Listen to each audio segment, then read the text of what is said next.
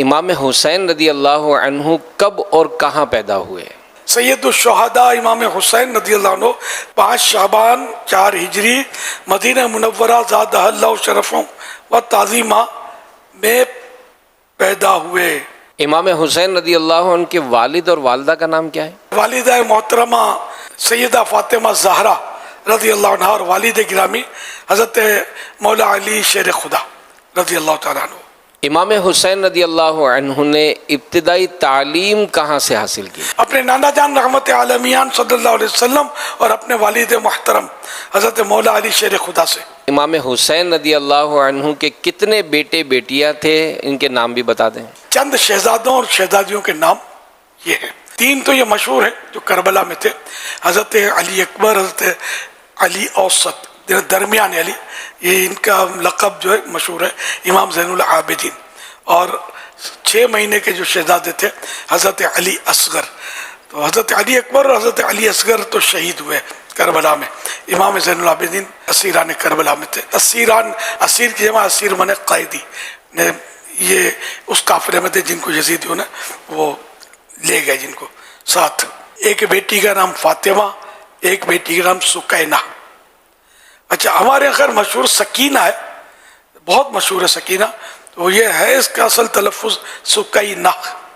سکینہ لفظ بھی اچھا ہے کہ تابوت سکینہ، قرآن کریم میں اس کا ذکر ہے۔ سکینہ کے معنی اطمینان، سکون، اور سکینہ کے معنی بھی ملتے جلتے ہیں، سکون، راحت، اس طرح کے ہیں، لیکن وہ صحیح تلفظ سکینہ ہے۔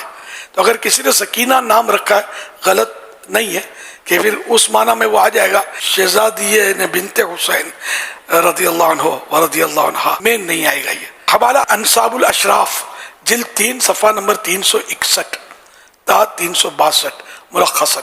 امام حسین رضی اللہ عنہ کا نام کس نے رکھا اور اس نام کے معنی کیا ہے؟ امام حسین رضی اللہ عنہ کا نام ان کے نانا جان رحمت عالمیان صلی اللہ علیہ وسلم نے رکھا۔ آپ کا مبارک نام جو ہے اس کے معنی ہے زیادہ خوبصورت۔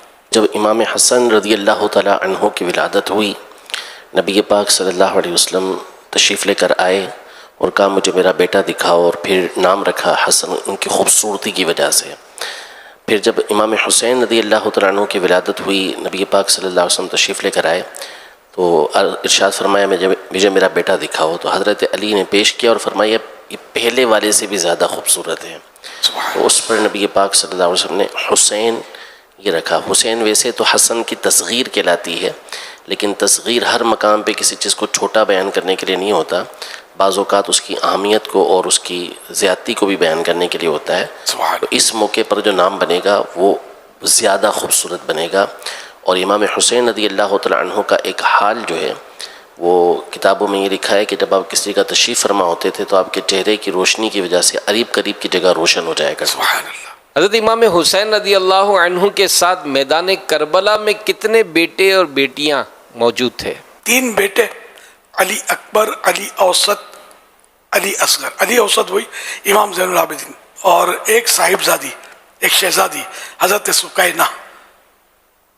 حوالہ سوانح کربلا صفحہ نمبر 126۔ شہادت کے وقت امام حسین رضی اللہ عنہ کی عمر مبارک کتنی تھی؟ 56 سال 5 ماہ 5 دن۔